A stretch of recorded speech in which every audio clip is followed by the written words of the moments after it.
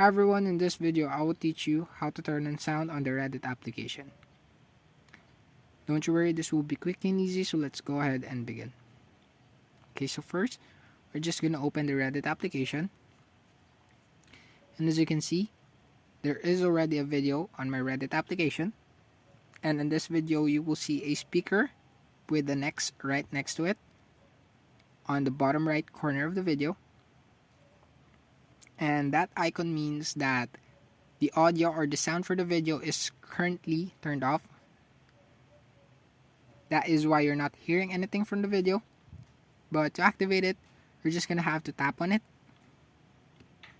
And once done, you're just gonna replay the video and you will now hear the sound of this video. And there you go. That's it for this video. I hope this video helped. Don't forget to like, comment, and subscribe. Also, ring the notification bell for you to be updated for newly uploaded tutorials. And I'll see you in the next video.